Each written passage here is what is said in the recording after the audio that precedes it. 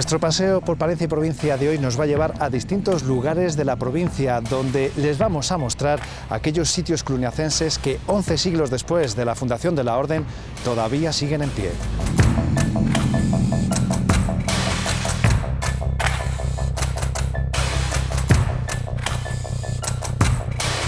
No todos los edificios cluniacenses se conservan en condiciones óptimas y esta es precisamente una de las razones de ser de la Asociación Cluny Ibérica, que pretende conservar, recuperar en la medida de lo posible y sobre todo también difundir este patrimonio.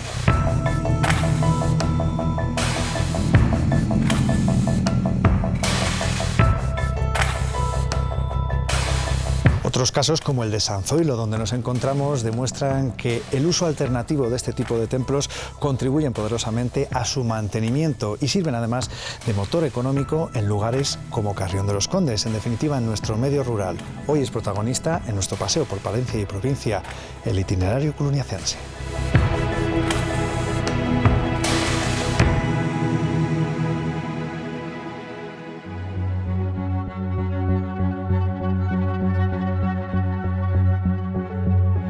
La Federación Europea de Sitios Cluniacenses nació en 1994 con el objetivo de recuperar y difundir el legado de esta orden fundada en el siglo X desde la Abadía de Borgoña. 30 años después, la entidad se ha marcado una meta en el horizonte, que la UNESCO declare el itinerario cluniacense Patrimonio de la Humanidad. Un recorrido que en su momento sentó las bases de lo que es hoy nuestra civilización, atravesando gran parte de Europa, incluida la provincia de Palencia.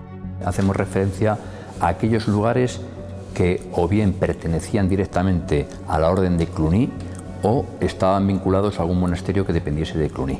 Cluny era la orden más potente, manejaba a su antojo Europa del modo religioso, participó en el cambio de rito, ordenó papas, crió a monjes que luego acabarían siendo papas. En Cluny se hicieron cónclaves. Crean un mundo dentro de lo que es el germen de la Europa actual, con la cultura judio-cristiana, pero transmitiendo el conocimiento tanto de la arquitectura, como puede ser los ejemplos que quedan y que hemos ido encontrando de edificios religiosos, el conjunto del monasterio que prácticamente se repetían en todos los sitios, y los propios templos que estaban como servicio al monasterio, donde la arquitectura románica se encuentra en su máximo esplendor, junto con la escultura y la pintura que decoraba estos templos.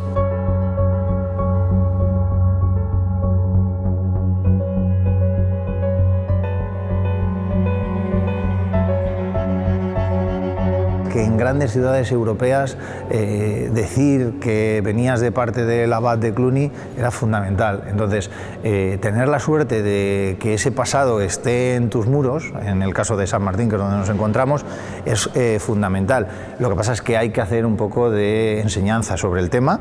Hay un patrimonio inmaterial que era uniforme a todas las vivencias de ese modo de vida durante más de 5 siglos, porque hablamos desde el siglo X hasta el siglo XIV, en el que se desarrolla el potencial de todo este mundo cluniacense, que de hecho nos han dejado formas de vida tan importantes como puede ser el Día de los Difuntos. El Día de los Difuntos le instituye Cluny. Dejaron tal pozo en el mundo del arte, en el mundo de la cultura, como digo, en día a día de lo que hoy vivimos, que no solo es merecedor de que lo recuperemos, sino que creemos que puede ser una fuente de visitas en el caso de templos como San Martín, pero perfectamente.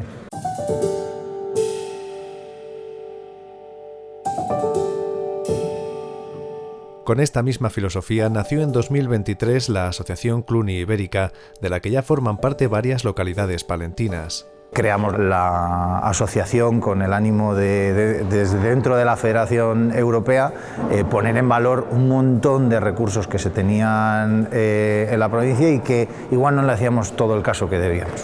Formamos una red que en su momento constituyó lo que es hoy nuestra provincia, y no solo la nuestra, de Burgos, de León, incluso llega hasta Zamora, o sea, muchos sitios que forman un poco el paisaje urbano de esa época que ha llegado hasta nosotros. Hay que intentar que eso que en el pasado revitalizó y generó riqueza en todos los sentidos en esa zona no se pierda, se pueda volver a hacer, y si ya tenemos una base, ¿por qué no vamos a aprovecharla?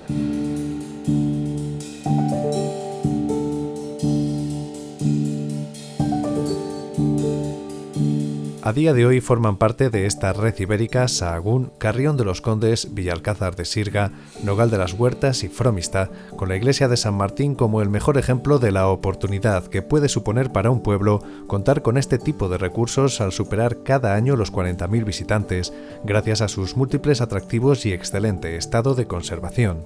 Yo en San Martín siempre abogo porque no se quede la gente con la imagen, que es espectacular y no vamos a negar lo evidente, que es esa imagen exterior que todo el mundo tiene. Además, los días así con mucha luz, como puede pasar hoy, es como espectacular quedarse mirando San Martín.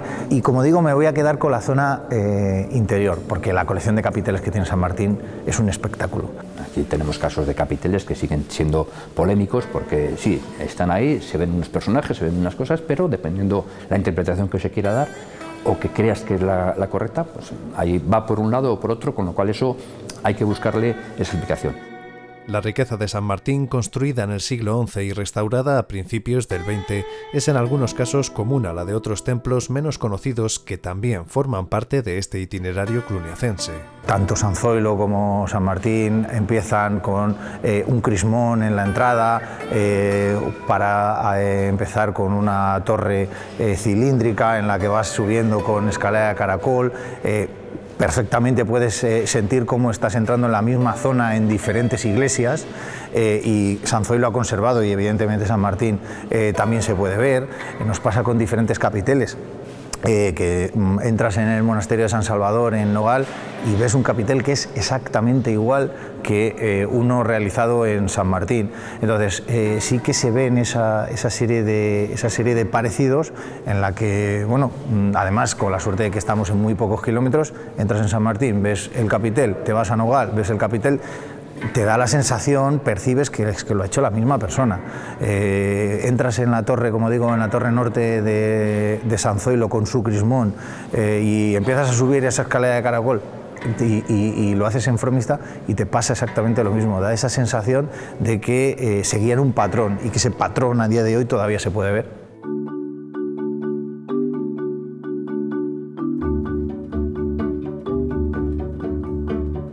Otro exitoso ejemplo de aprovechamiento del patrimonio cluniacense lo encontramos en el monasterio de San Zoilo. Con su reconversión en hotel a principios de los 90 se convirtió en un referente hostelero del Camino de Santiago.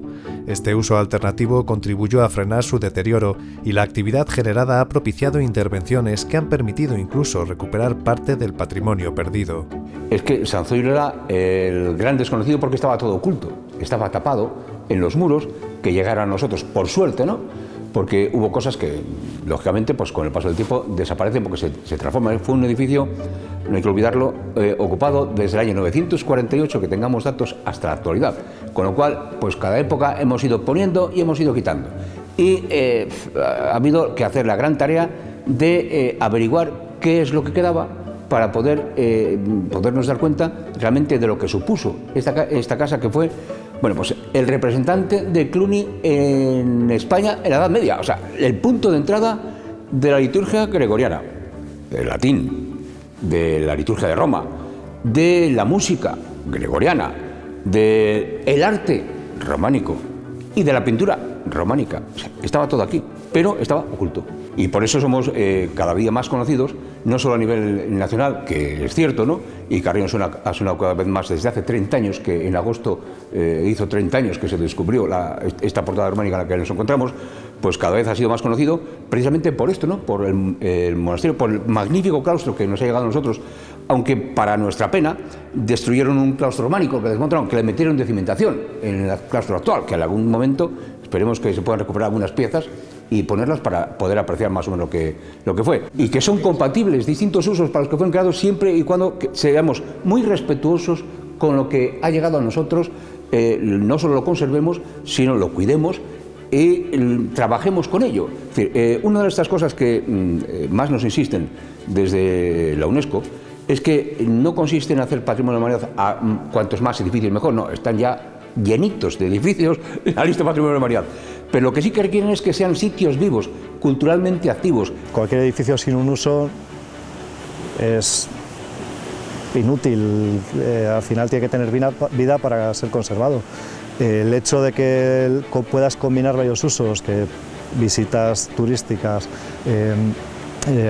aficionados a patrimonio, culturales, usos en general, estar en esa ruta, que podamos traer gente para que tenga esa vida, es fundamental.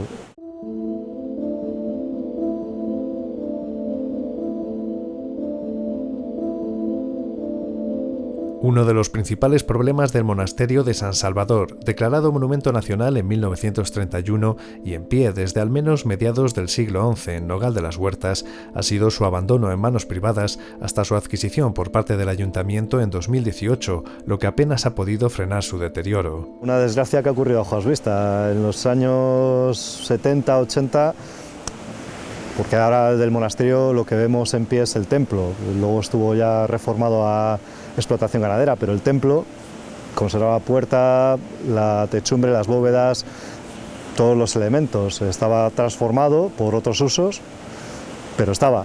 Y en los últimos 30, 35, 40 años, tirando a lo mayor, es robos, ruina. Al final, a ojos vistas, se nos ha caído delante de todos. Estamos convencidos de que a Nogal no se le trata como se merece. Que está en ruinas lo sabemos todos, eso ya no lo podemos solucionar, o por lo menos no podemos solucionar que haya caído en la ruina. Lo que sí que podemos hacer es que esa ruina vuelva a la vida, que ahora desgraciadamente no la tiene, y poco a poco se están dando pasos y se encuentran nuevas partes del templo a través de catas arqueológicas, se digitaliza las partes sobre todo más antiguas, más románicas, más cluniacenses, que todavía conserva el templo. Hay muchas piezas que están en el arqueológico provincial en Palencia, pero por supuesto ahí hay que, y hacemos fuerza por ello casi todos los días, hay que taparlo, hay que darle una nueva vida. Nosotros estamos intentando, junto con el Ayuntamiento, investigar, intentar recuperar lo máximo posible. En esa línea venimos contando con el apoyo de Diputación y de la Junta, y se han logrado buenas cosas. Se han hecho intervenciones arqueológicas, se han hecho obras de rehabilitación, cartelería, información. Incluso recuperamos una placa de las que robaron en los años 80 con una epigrafía que nos da una de las pocas cosas que el románico tiene. Pues aquí teníamos una epigrafía que nos dice quién la hizo, Semenus fecit esta portem, y es del 1200. Pues a través de nuevas tecnologías hemos podido poner una réplica que geométricamente es exacta. Poco a poco vamos arañando, intentando aunar o empujar para que se detenga el deterioro, porque lo que más le hace falta es detener el deterioro, y eso es una techumbre, porque al final sin tejado se nos deshacen los pies, pero a la vez tratar de recuperar lo máximo posible. Y el caso de San Salvador, incluido en la lista roja del patrimonio, no es el peor. Cuando perdemos algo es muy difícil recuperarlo. En el caso de Santibáñez, de San Román de Entrepeñas, está aún peor. Está más en ruina, queda mucho menos, apenas una torre, un puentecito. A principios del siglo XX quedaban restos, incluso habitaciones, sepulcros, pero ahora mismo es un paraje precioso de senderismo de montaña, de la montaña palentina, espectacular. Las ruinas enriquecen esa ruta de senderismo, pero el propio monasterio da pena, ¿no? De no poder recuperar esa historia de ese monasterio que fue tan importante en la Edad Media. Sería deseable intentar recuperarlo, porque también corre peligro de que se caiga, está en la lista roja de patrimonio. El ayuntamiento hace lo que puede, pero está en manos, es una finca privada y no puede intervenir como que fuese su casa, porque no lo es.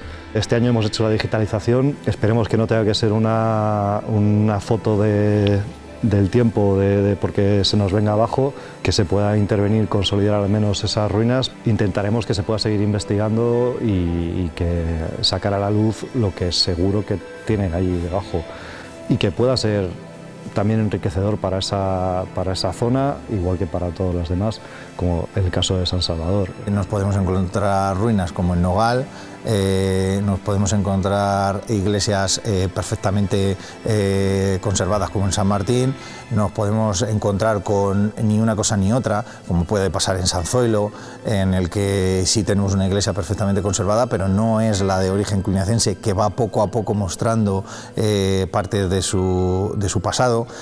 Nos podemos encontrar como aquí, en Santa María la Blanca, que no es cluniacense y que es un poco la referencia de Villalcázar y que oscurece un poco la presencia del sitio verdaderamente cluniacense, que es San Pedro. Entonces ahí también tenemos que hacer hincapié en dar a conocer, en poner en valor el sitio cluniacense, que está como un poquito apartado y que, bueno, no deja de ser un recurso más para, en este caso, Villasirga.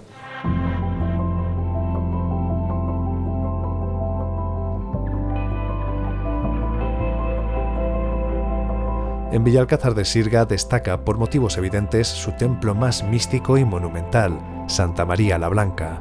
Nadie puede venir a la provincia de Palencia y no entrar en Santa María la Blanca. Es un espectáculo, patrimonialmente hablando es una referencia dentro de la provincia. Las tumbas de Felipe y de su segunda esposa, pues probablemente son las más vistosas, lo que más busca el turista cuando viene a la iglesia de Villalcázar. El retablo hispano-flamenco que tienen espectacular en la cabecera, y ya digo, dar una vuelta por la iglesia porque es un espectáculo. Mires por donde mires, te vas a encontrar cosas espectaculares.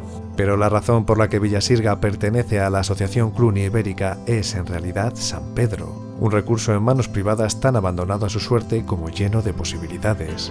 Tenemos la primera parroquia de una población como Villalcázar, que es del siglo XI, es anterior a la iglesia de Santa María. Es la primera parroquia y además tiene una configuración constructiva muy curiosa. Tiene una reforma en el 16, cuando apenas poco después dejó de ser parroquia precisamente, pero vemos que tiene esta es la fachada occidental, la que se puede ver aquí, es en sillería, pero luego combina tapial, combina verdugadas de ladrillo, combina canto rodado.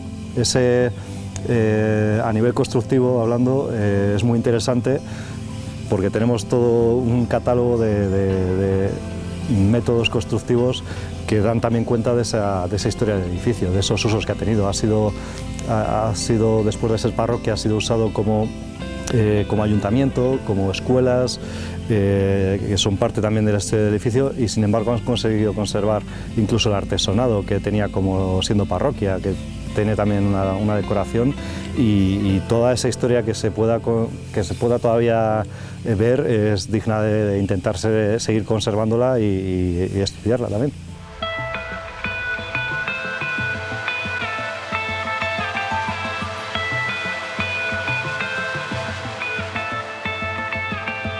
Las nuevas tecnologías han abierto un mundo de posibilidades para el estudio y la conservación del patrimonio. La digitalización de estos recursos, una de las grandes apuestas de las entidades vinculadas al itinerario cluniacense, permite además divulgar de forma sencilla y atractiva todos estos recursos para que la gente conozca y aprenda a valorar esta riqueza patrimonial. No es un fin la digitalización, sino una herramienta para tanto el investigador que pueda tener un acceso mayor a unas piezas, o se hace un seguimiento arqueológico y podemos aportar una digitalización de esas fases de la arqueología. Aquí en San Zoilo lo hemos hecho así, en Nogal de las Huertas también, en donde podemos hacerlo e intentamos apoyarlo, que sirva como un registro técnico-científico, que sirva de apoyo a los técnicos, tanto a los arqueólogos como a los historiadores, y que a la vez podamos usar esos recursos para difundir y divulgar ese patrimonio al gran público. Con estas actividades que estamos realizando en Cluny Ibérica, en la digitalización, por ejemplo, de los capiteles, estamos descubriendo un montón de detalles de los capiteles que así a priori, pues a capiteles que tenemos a 10 metros, 9 metros de altura, pues no somos capaces de ver con claridad y que nos permitan saber secretos, detalles, emparentar nuestros capiteles con otros de Europa. Nosotros sabemos que aquí ha habido canteros que han trabajado, por ejemplo, en Moissac, cerca de Toulouse, está a 600 kilómetros de aquí. Ese capitel de ahí es una reproducción impresa en 3D de un capitel que está in situ de la iglesia románica del XI, que vemos una cara. evidentemente está empotrado en un contrafuerte del siglo XVII. Las otras dos caras no se ven. Es un capitel figurado, es muy interesante porque además nos conecta con Fromista y con Jaca de forma directa. Es muy espectacular porque además es muy intrigante, pero no se puede ver. Pues con la digitalización está online, está disponible y además in situ podemos ver con una réplica esas otras dos caras que presenta. Otro gran ejemplo aquí en San Zoilo es la propia torre, la torre románica. Por accesibilidad no podemos dejarla a libre visita. Es un ejemplo de arquitectura románica muy extraño en la que se ha conservado en la península, pero no se puede acceder libremente. Nos gustaría que así fuese, intentaremos, empujaremos que se pueda hacer porque igual hay una manera, pero de momento tenemos la digitalización y podemos visitarla, aunque sea de forma virtual, a través de las pantallas.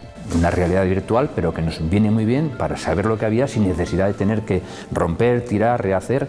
No, si aquí se trata de saber nuestra historia y valorarla. Entonces, esa labor, a través de la Federación Europea, estamos intentando que las gentes que vivimos en estos entornos no solo lo conozcamos, que es fundamental, sino que lo valoremos.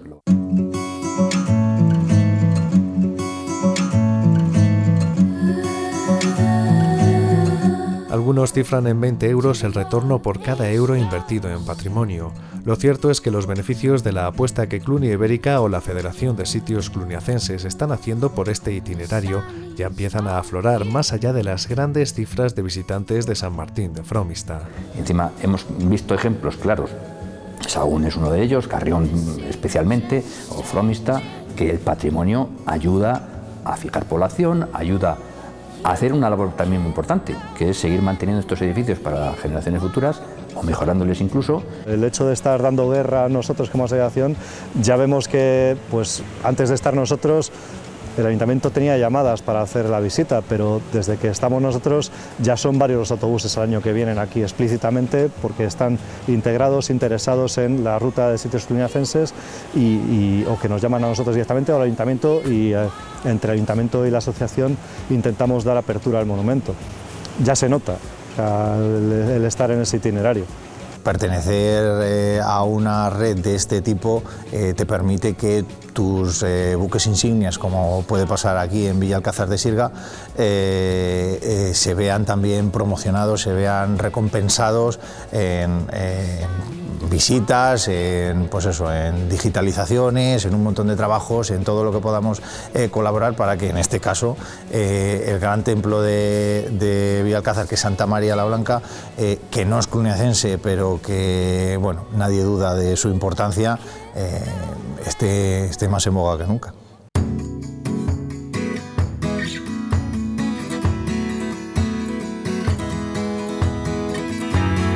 Por eso invitan a otras localidades con edificios de origen cluniacense a sumarse a la asociación y defender en comunidad las fortalezas de nuestro territorio a través del patrimonio. En nuestro nombre llevamos nuestra intención, Cluny Ibérica. O sea, todos los sitios que tengan pasado cluniacense, ya sea en Portugal como evidentemente en España, son posibles candidatos a entrar en nuestra asociación. Pero igual antes de ir a sitios más lejanos de nuestras latitudes, o por lo menos de donde hemos nacido, tenemos un montón de pueblos que deben, y digo deben porque es un paso más en su defensa del patrimonio, en su promoción del patrimonio, que todo eso derive en nuevos ingresos, sobre todo desde la parte turística, y bueno, podemos dar nombres, está Dueñas, está Santibáñez de la Peña, que ya se ha hecho de la Federación, esperemos que no en mucho tiempo también de Cluny Ibérica. El patrimonio que tenemos es, vamos, riquísimo y de primer nivel, eso no nos podemos cansar de decirlo porque es una verdad objetiva. ¿Qué pasa? Que somos menos comparado con otros sitios que a lo mejor tienen un patrimonio también riquísimo, pero tienen más fuerza social, de alguna forma, por así decirlo.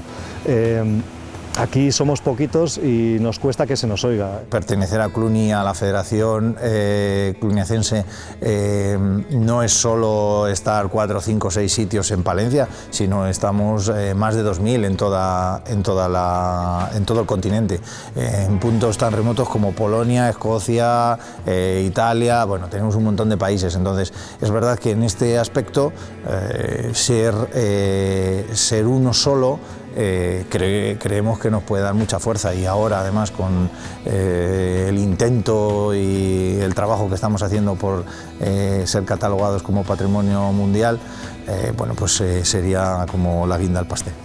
Una candidatura muy compleja porque participamos como 200 lugares de 8 países de Europa, con lo cual hay que estar haciendo pues muchísimas historias y muchísimos dosieres por 8 países, y es complejo.